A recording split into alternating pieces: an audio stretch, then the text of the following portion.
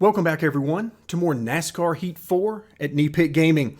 Today's setup video takes us to Dover International Speedway, where as always we'll be looking at the top 3 NASCAR series of Cup, Xfinity, and Trucks. Dover is one of my favorite tracks because it is a roller coaster ride and can get very tough to navigate traffic, particularly with the upgrades that have been made to the AI, allowing them to use the entire track. Lots of fun to race there. Can't wait to get started. So let's get to it. One of the big changes for the physics in NASCAR Heat 4 is the addition of tire wear. Now, tire wear is going to have a huge effect on the setup that you're running, so it makes sense that we need to, before we get into setup discussion, talk a little bit about the options that I use while I'm testing for these setups. So we'll start off in the options menu under the gameplay tab, and then we're going to scroll down to tire wear and fuel consumption. Normally I do this on 2x. I don't like to go any higher because I do like long green flag runs, but I understand that some of you like to go all the way up to 4x. Player tire wear rate, I like more wear. I like maximum tire wear, so I generally test on more wear and less grip under the grip fall off. So keep that in mind. If you're playing with different settings such as less wear and more grip, then that's going to change the setup that you're going to want to use in the races. So keep that in mind as we're talking about setups. What I'll try to do in each video is let you know the particular settings, because I don't go for maximum tire wear at every track, just where I feel that it is appropriate. And also keep in mind on the driving tab, there is a setting that you'll need to match up for the AI. So if you want maximum tire wear, then you need to have that on both the player car and the AI car. Or if you're going for less tire wear and more grip, then change that for the AI as well. Before we jump into the setup discussion, let's talk a little bit about the track. Now, lap times, the goal times here, 22.96 in the Cup cars. You can meet and exceed this by a couple of tenths fairly easily. So that'll have you starting up front and should have no issues during the race either. But Dover is a track that you can be super aggressive with it. You can really charge the entry really hard. You can be very aggressive in getting back to the throttle in the center of the corner. And then you can carry that full throttle all the way off on corner exit and be rewarded with more speed. While that might be great for a short run, or if you're using minimum tire wear and fall off settings, you're going to need something a little bit different if you're like me and you're looking at more 4x, maximum tire wear, maximum grip fall off type settings. So I'm actually going to show you a couple of setups. One that is more aggressive and is better for qualifying or the short run. The other is built more for a long run, which means it's going to be tighter in the beginning. It's not going to have as much speed early in the run, but should allow you to keep the tires under you over the course of a long run. The first setup we're going to look at is more of a qualifying or short run style of setup. So it's built around speed. Now, I didn't go super aggressive in how much I freed up the car for this. There's certainly room to get even more speed out of it, but I felt like this would be a good starter setup to provide you guys with a nice baseline. The shock settings, the 3.5 settings, are nothing new here. The one thing that I would caution you about at Dover is that you really need to keep in mind about corner exit. If you get really aggressive with the shock settings, particularly with the rebound, then it can really disrupt the car on corner exit. So keep that in mind as you're making those adjustments. Weight settings, 52% front weight, 53% wedge. The higher numbers here will provide stability to the car because remember, we're being super aggressive with corner entry, middle of the corner, and corner exit. So we need the car to stay under us rather than trying to chase the rear end, particularly on exit.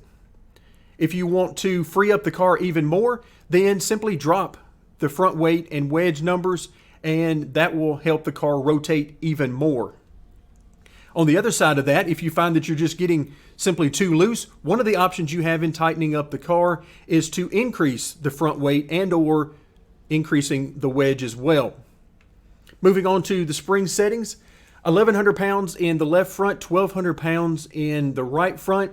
Having a stiffer right front than left front really helps to give you something to lean on corner entry, tightens the car up, and really stabilizes it on corner entry, which is essential since we're being so aggressive in our driving style with this setup. Rear springs basically maxed out. A little bit of split between the left rear and right rear, but for all practical purposes, this is maximum rear spring in order to help the car to rotate. If you are finding that you're way too loose with this setup, then a good option here is to reduce both rear springs and also to reduce the split between the left rear and the right rear. Make them closer to the same, and that will certainly tighten up the car.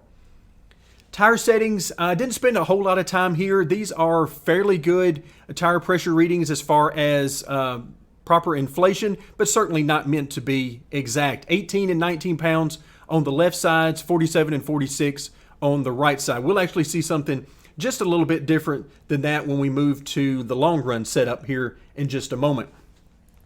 Moving on to the miscellaneous settings, plus 2 degrees of camber on the left front, minus 3 degrees on the right front. A little bit less camber on the left front just to add a little bit more stability on, particularly on corner entry and through the middle of the corner, but you can certainly get by using much more left front camber than this if you want to try to get just a little bit more speed out of it.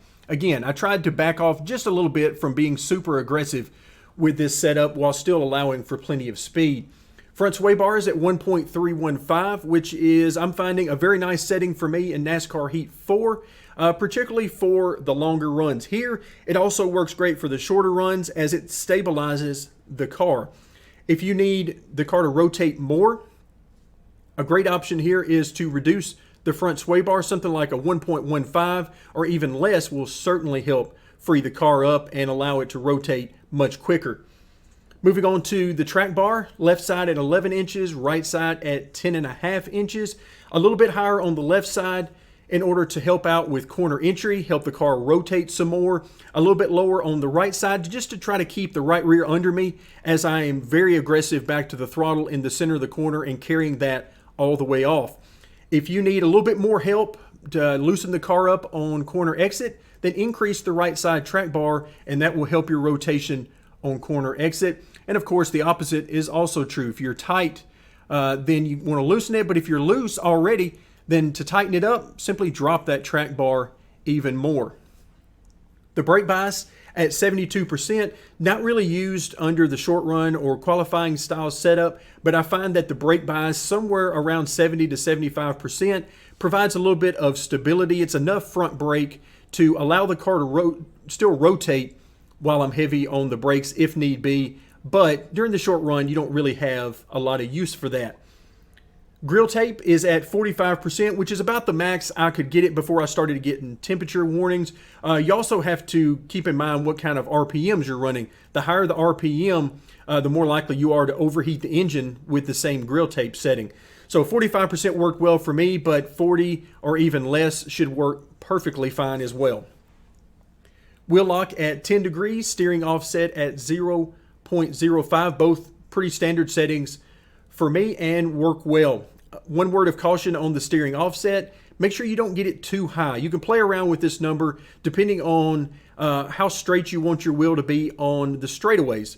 Obviously the car is designed to go left, but if you want the car to be more straight in the straightaways, then increase the steering offset. But if you get too high, you can actually introduce a pull to the right on the straights, which is certainly not what you want on an oval. Moving on to the gear settings. Fourth gear, you notice I changed that to a 1-to-1 ratio, which is something that I always try to do as much as possible.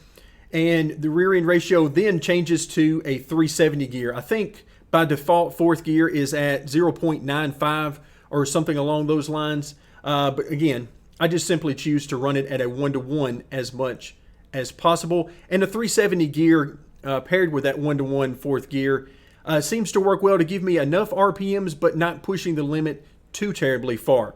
So that's going to do it for our qualifying setup. Now let's move over to more of a long run and maximum tire wear setup.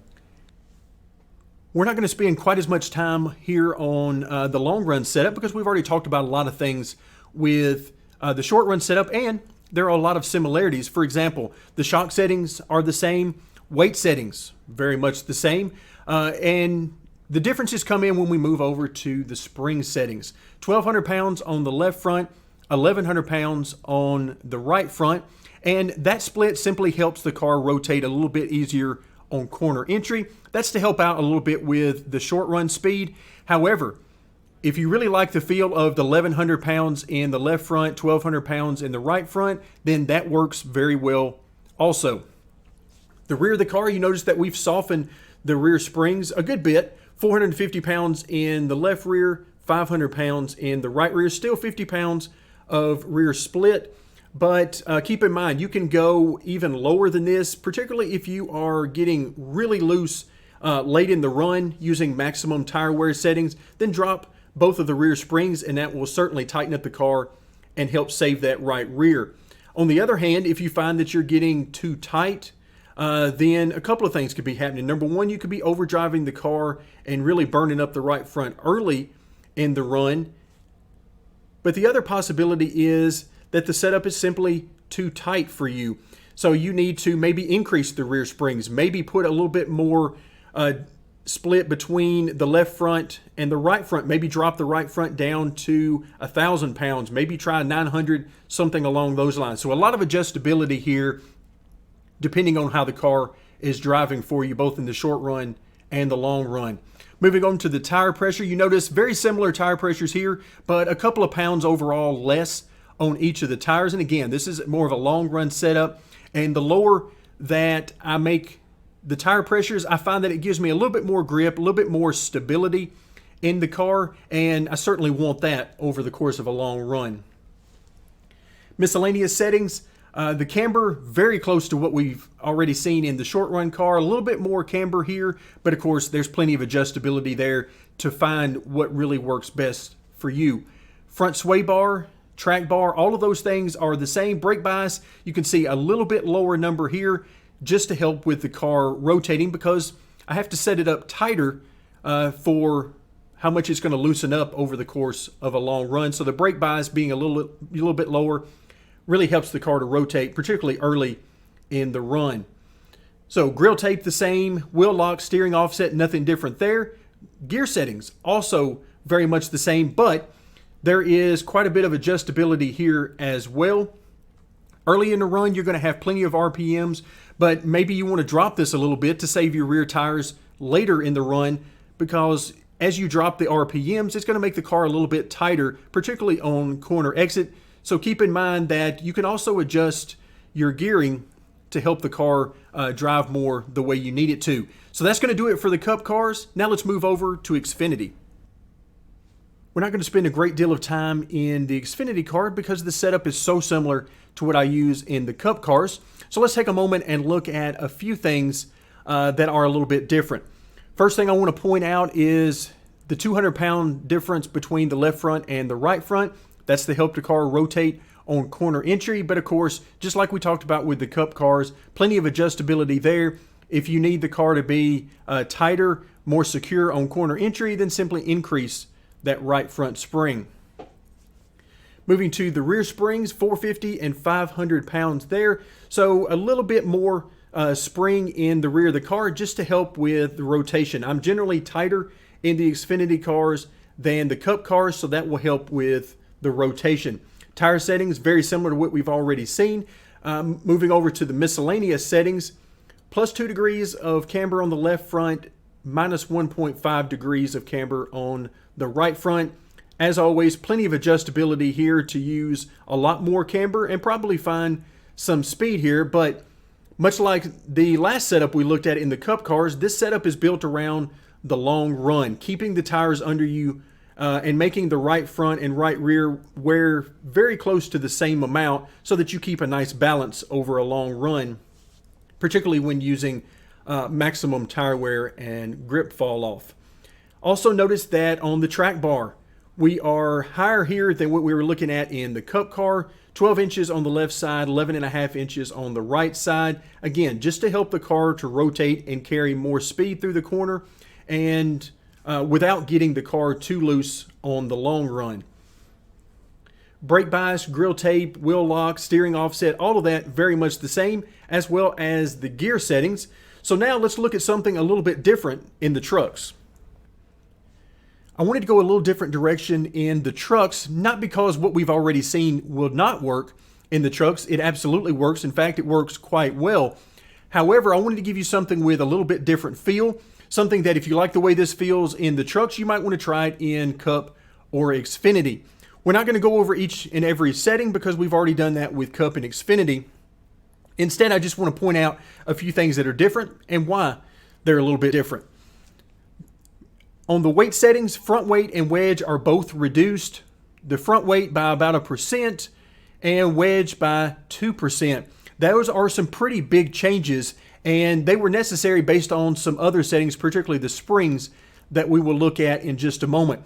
Always keep in mind that the lower the front weight and wedge are, the more the car will want to rotate and the quicker it will want to rotate. So if you're looking for short run speed or qualifying type speed, then lowering these numbers certainly can help you achieve that. On the other hand, if you are loose with 51% on both front weight and wedge, then increase those numbers closer to what we saw in Cup or Xfinity, and that will certainly tighten up the car and give it more stability.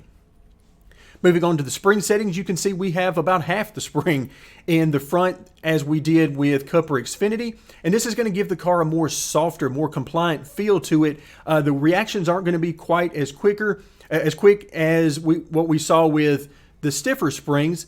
And so that's going to make the car more stable and more forgiving overall is what I find. So 600 pounds on both the left front and the right front. You can certainly go up or down on those, just depending on the feel that you want. Again, the softer the front springs you use, traditionally this is going to give you a more compliant feel. It means that the car is going to be more forgiving with you and not have as quick reactions. In the rear of the car, we have more rear split than what we saw in the others. Before we were looking at 50 pounds of rear split. Here we're looking at 80 or even 100 pounds of rear spring split. And what that really serves to do is help the rotation of the car. We know from previous videos and previous discussions that if we want the car to rotate more, then we increase both rear springs or increase the split between the left rear and the right rear. Here, the 80 pounds really helped the car to rotate better, particularly from the center of the corner off. So if you find that you're getting really loose on exit, then one of the options you have is either increase the left rear spring and or decrease the right rear spring, and that will certainly tighten up the car. Tire pressures are very similar or the same as what we've already looked at. Same thing in miscellaneous settings, with the exception of the track bar, which is in the range that we've seen with the other two cars, 11 inches on both the left side and the right side. But remember, if you're too loose overall, then drop the track bar on both sides. If you're loose on entry, then you can drop the left side of the track bar and that will tighten it up on entry. If you're loose on exit, drop the right side track bar or both, and that will help with the exit of the corner. So a lot of adjustability here, but overall, this setup gives me a feel that I'm looking for, even a little bit different setup than what we were seeing with Cup and Xfinity.